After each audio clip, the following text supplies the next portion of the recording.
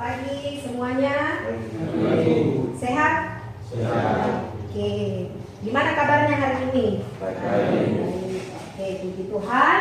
Hari ini kita bertemu lagi dalam mata kuliah dasar-dasar manajemen. Oke. Sekarang Ibu akan menjelaskan RPS. Apa itu RPS? RPS adalah rencana pembelajaran semester. Ya. Nah, di sini ada capaian pembelajaran atau CPMK, capaian pembelajaran mata kuliah. Nah, di sini mahasiswa diminta memahami hakikat konsep dasar manajemen. Yang pertama. Nah, yang kedua, mahasiswa mampu menjelaskan hubungan manajemen dengan bidang ilmu lainnya.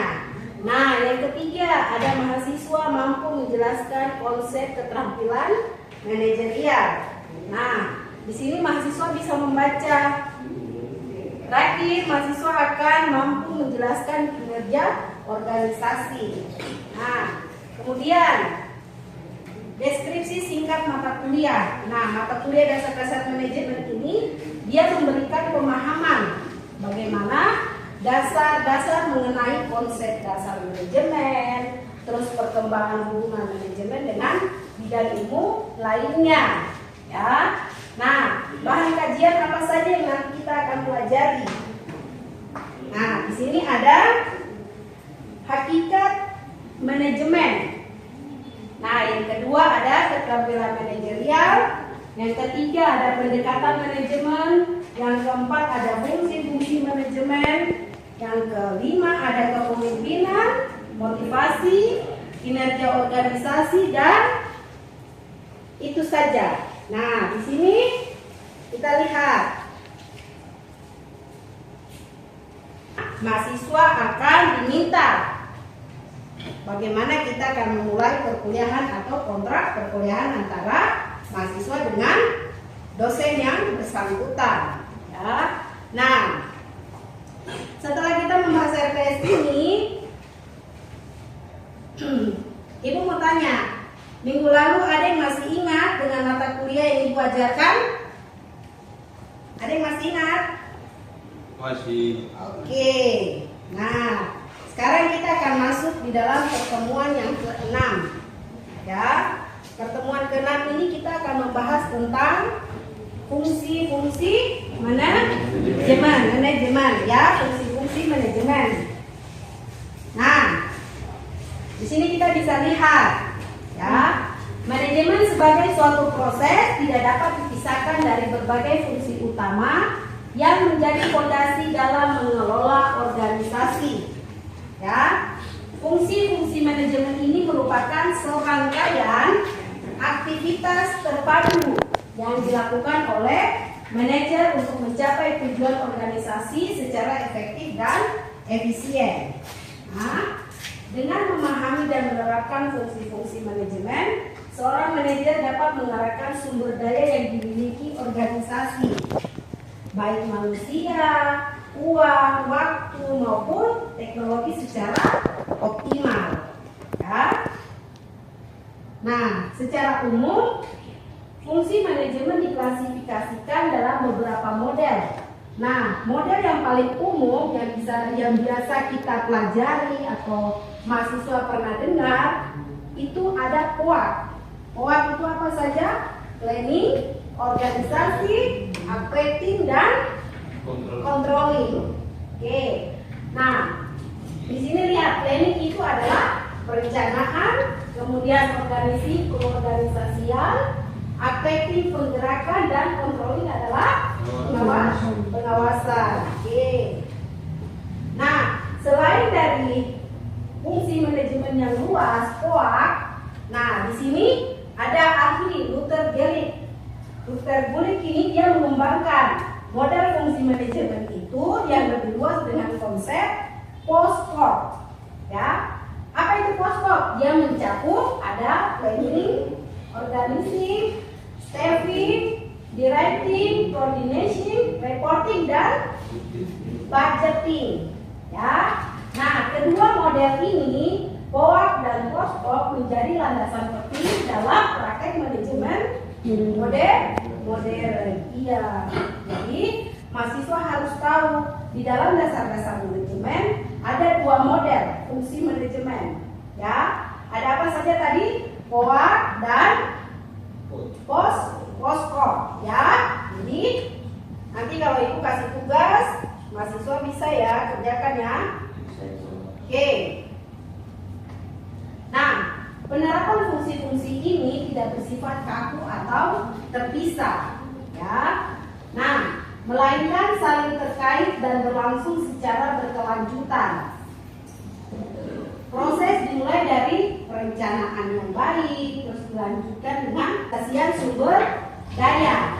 Nah, penggerakan tim kerja di bidang pengawasan untuk memastikan semua berjalan sesuai rencana. Ya, mahasiswa bisa lihat di situ tadi kan proses dimulai dari perencanaan. Jadi sebuah perencanaan itu sangat penting. Ya.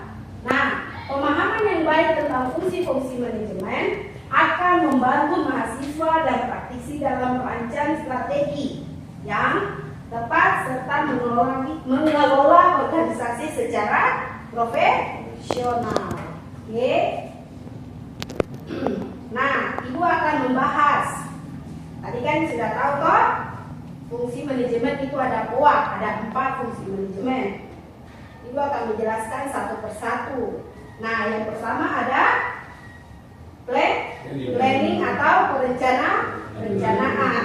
Nah, di sini bisa lihat fungsi perencanaan, menentukan tujuan dan langkah-langkah pencapaiannya. Nah, apa itu perencanaan atau planning?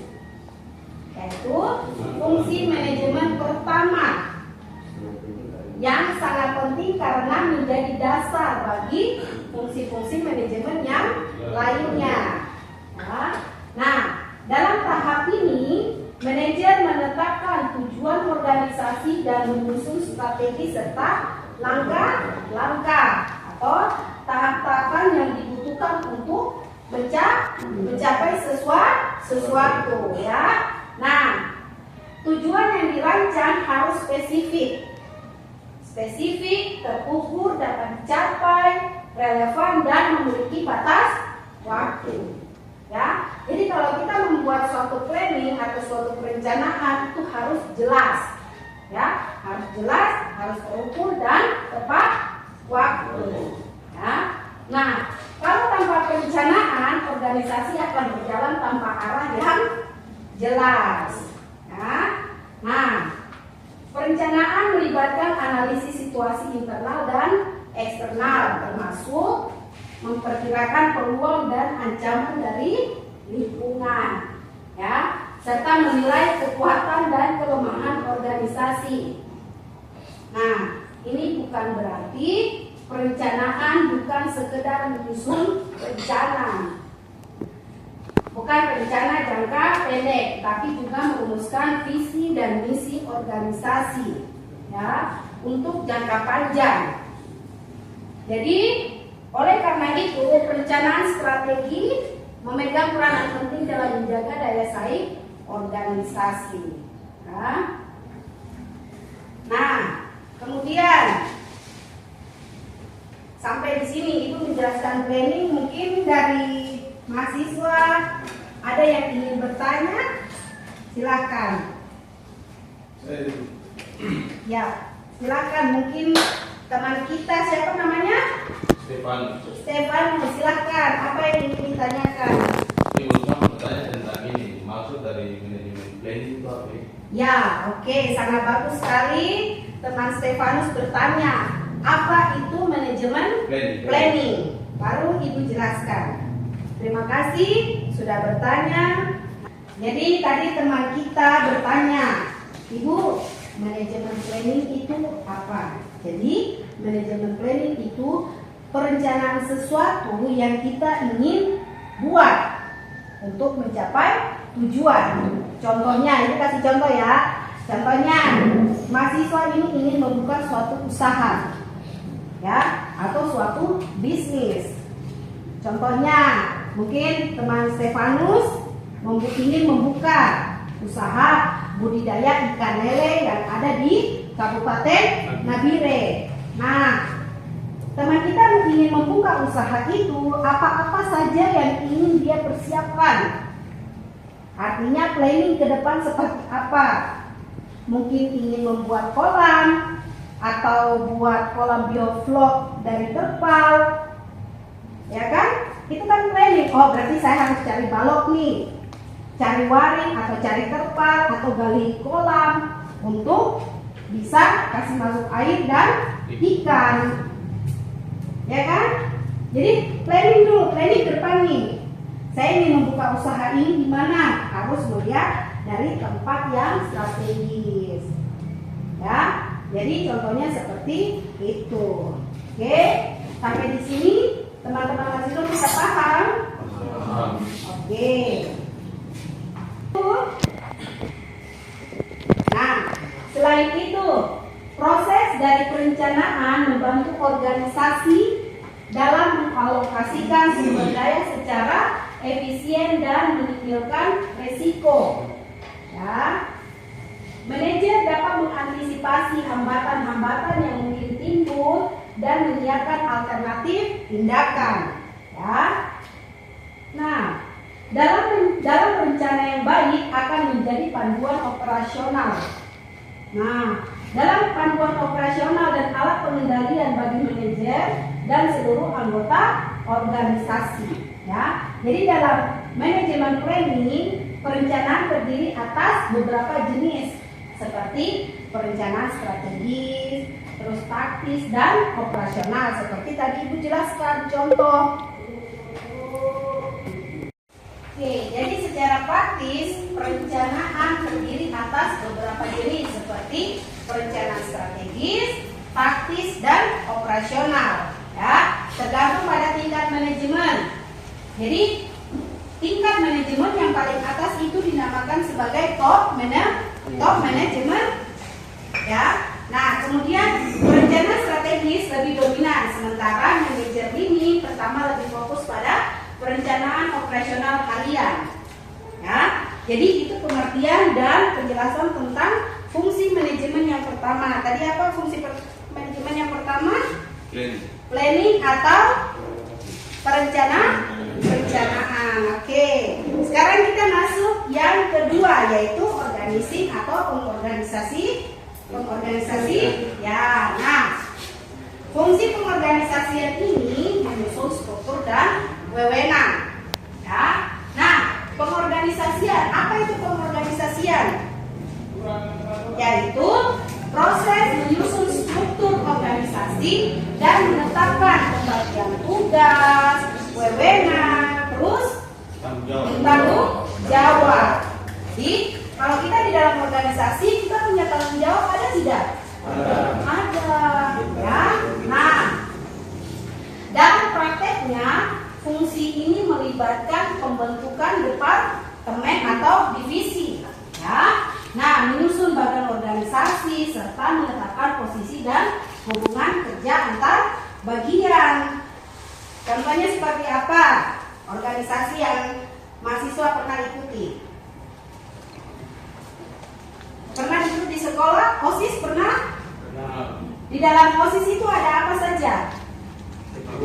Ketua, wakil ketua, sekretaris, sama bendahara dan bagian, ya. Nah, itu adalah pengorganisasian. Masing-masing mempunyai tanggung jawab tidak? Punya. Itu adalah fungsi manajemen dari organisasi. Nah, kita lihat lagi. Kunci keberhasilan pengorganisasian adalah keselarasan antara sumber daya manusia dan struktur organisasi, sehingga tujuan organisasi dapat dicapai dengan efisien. Seperti itu, ya. Oke, kita lanjut yang ketiga. Ada apa yang fungsi manajemen yang ketiga? Ada acquiring atau pergerakan. Fungsi pergerakan yaitu mengarahkan dan memotivasi sumber daya manusia. Nah, kalau misalnya apa itu updating atau pergerakan? Yaitu dikenal sebagai leading atau directing adalah proses memotivasi, mengarahkan, dan membimbing. Ya, nah pergerakan itu adalah bagaimana kita diarahkan, bagaimana kita dimotivasi. Nah, manajer perlu menjadi pemimpin yang mampu menginspirasi dan memberikan arahan yang jelas. Mereka harus memahami karakteristik bawahannya dan menyesuaikan gaya kepemimpinan agar efektif. Ya. Beberapa gaya kepemimpinan yang umum antara lain otoriter, partisipatif, dan delegatif. Nah, masing-masing memberikan kelebihan tergantung pada konteks situasi dan individu yang dipimpin. Oke, kalau tadi Ibu sudah jelaskan organizing, updating. Mungkin ada yang ingin bertanya? Silahkan angkat tangannya. Oke, dengan siapa? Ina. Oke, teman kita mau bertanya. Silahkan. Contoh dari fungsi manajemen pergerakan itu seperti apa? Oke, baik sekali. Untuk pertanyaannya sangat bagus ya dari teman kita Ina. Dia bertanya, contoh dari fungsi manajemen updating atau pergerakan. Contohnya seperti kalian ini adalah seorang mahasiswa. Pasti kadang rajin, kadang malas, iya enggak? Iya. Ya. Jadi fungsi manajemen updating contohnya seperti Bapak Ibu dosen yang sedang mengajar, kemudian memberikan motivasi kepada mahasiswa supaya jangan malas datang ujian atau kuliah. Iya, dikasih motivasi, diarahkan. Ya. Jadi contohnya seperti Ibu, misalnya Ibu kasih motivasi, kasih arahan buat kalian agar rajin datang kuliah, rajin kerjakan tugas dari Bapak Ibu dosen supaya kalian bisa menjadi sukses. Seperti itu. Bagaimana teman Ina? Bisa? Yang lain bisa mengerti? Bisa. Oke, Ibu lanjut ya. Oke, selanjutnya yang keempat dari fungsi manajemen, yang keempat adalah controlling atau pengawasan. Nah, fungsi manajemen yang keempat, controlling atau pengawasan ini mengukur dan memperbaiki kinerja, ya. Nah, pengawasan atau controlling adalah proses memantau dan mengevaluasi kinerja untuk memastikan bahwa pelaksanaan kegiatan sesuai dengan rencana yang ditetapkan. Nah, fungsi ini melibatkan pengukuran kinerja. Ya. Nah, kemudian membandingkannya dengan standar yang telah ditentukan. Nah, kemudian pengawasan dilakukan secara berkelanjutan dan dapat bersifat preventif maupun korektif. Ya. Nah, apa itu preventif? Preventif berarti mengantisipasi masalah sebelum terjadi. Ya. Sedangkan korektif berarti memperbaiki kesalahan yang terjadi. Nah, misalnya dalam pengawasan keuangan, jika ditemukan anggaran yang mungkin teman-teman mahasiswa pernah dengar korupsi, ya kan? Pernah dengar tidak? Pernah. Nah, jadi seorang pemimpin atau manajer harus segera mencari penyebabnya. Kenapa nih bisa dilakukan korupsi? Ya kan? Ya, itu adalah pengawasan atau controlling. Oke. Kita lanjut lagi.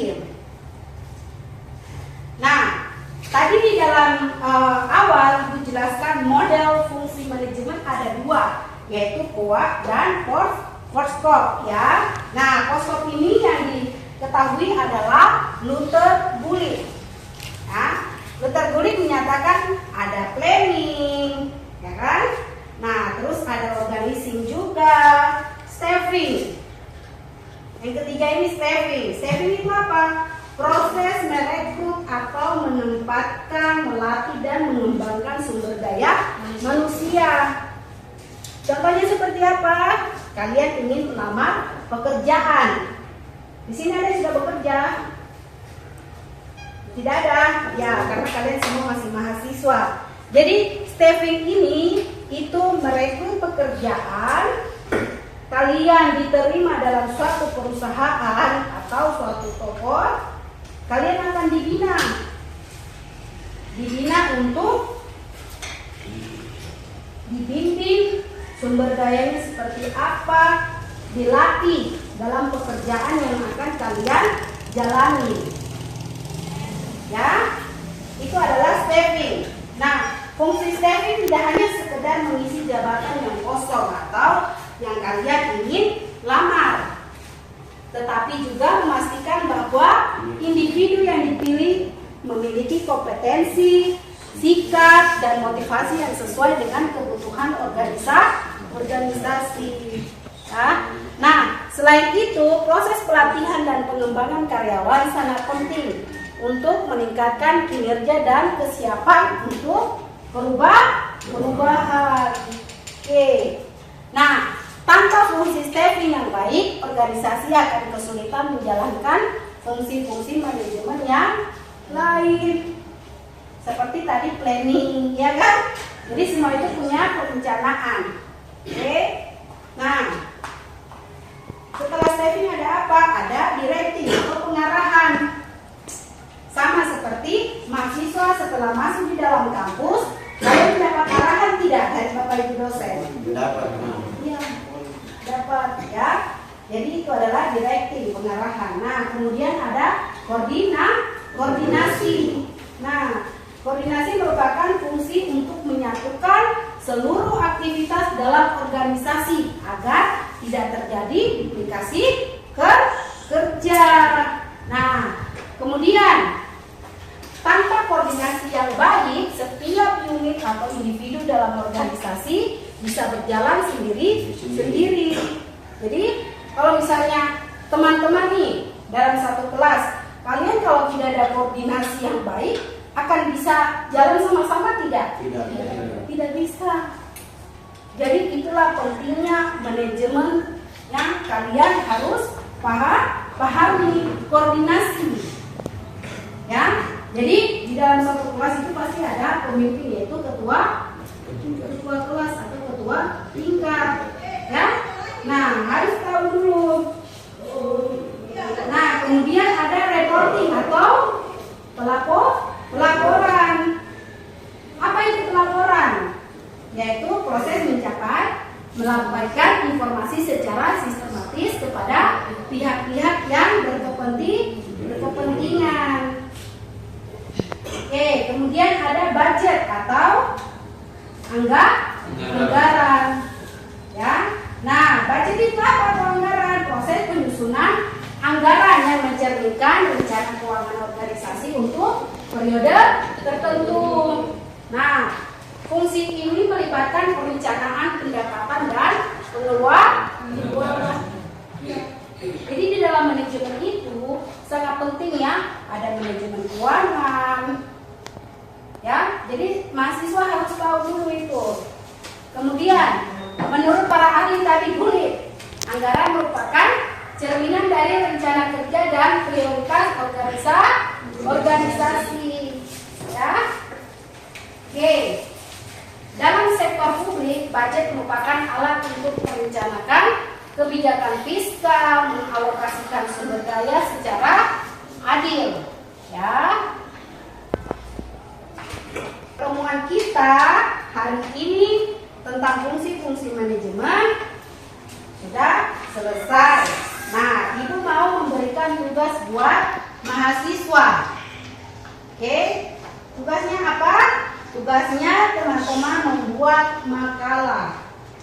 Oke, boleh dicatat? Ya, dicatat dulu. Kalian membuat makalah tentang fungsi-fungsi manajemen dalam dua model. Ya.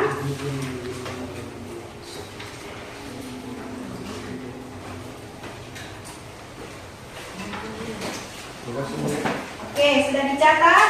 Jadi kita akan bertemu di minggu depan dengan mengumpulkan tugas yang ibu sudah berikan. Oke. Tadi ibu sudah jelaskan dari awal sampai tentang penganggaran budget ini. Teman-teman mahasiswa sudah paham? Sudah mengerti? Oke, terima kasih untuk pertemuan pagi hari ini. Kita bertemu di minggu depan. Sekian dan terima kasih. Selamat pagi.